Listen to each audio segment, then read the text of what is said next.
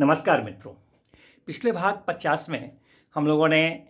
BNSS 2023 के section 98 पर चर्चा किया था कि कोई भी विवादित समाचार पत्र, पुस्तक अथवा दस्तावेज जो कि भारत का एकता, अखंडता, संप्रभुता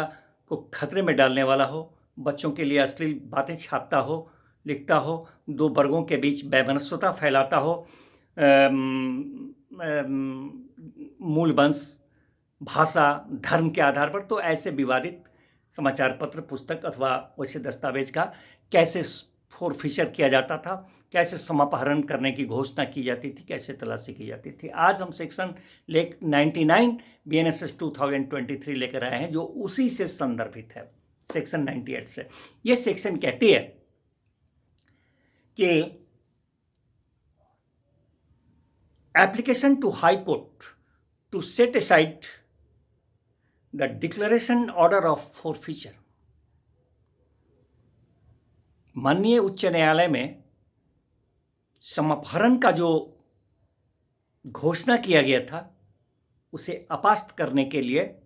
आवेदन देने के बारे में ये सेक्शन 99 BNSS बताती है। मित्रों, जब सेक्शन 98 क्लॉज 1 में वर्णित वैसे समाचार पत्र, वैसे पुस्तक, वैसे दस्तावेज जिसका कि वर्णन कर चुके हैं,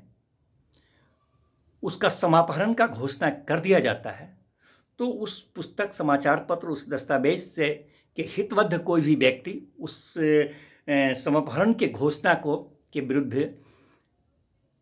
उसे अपास्त करने के लिए माननीय उच्च न्यायालय में इसी सेक्शन के तहत सहारा लेते हैं, वहां आवेदन देते हैं। परंतु वो आवेदन उनका जो होता है वो जिस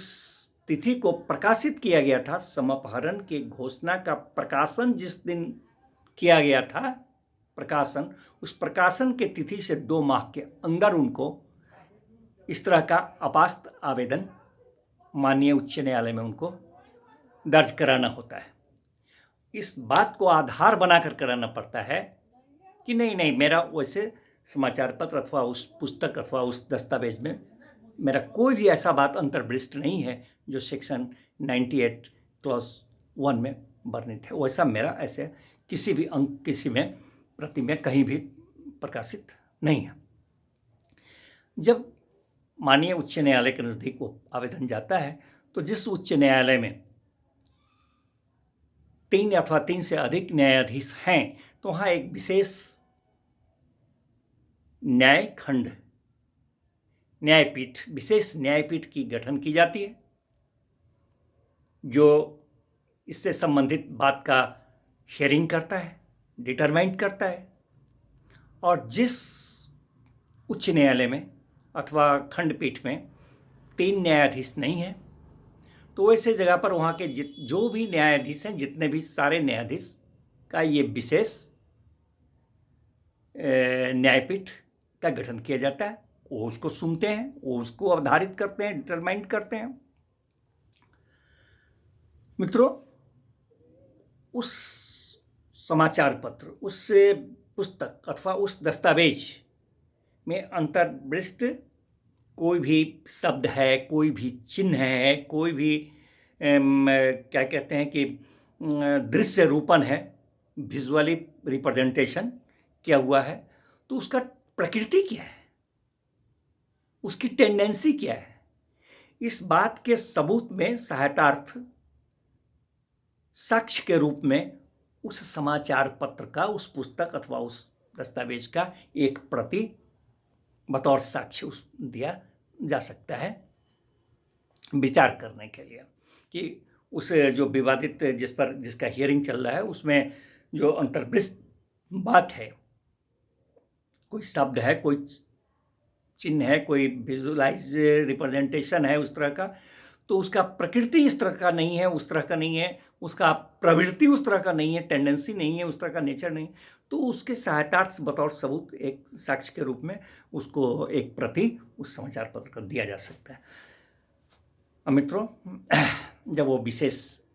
न्यायपीठ पूरे बात को सुनती है, अवधारित करती है और ऐसा पाती है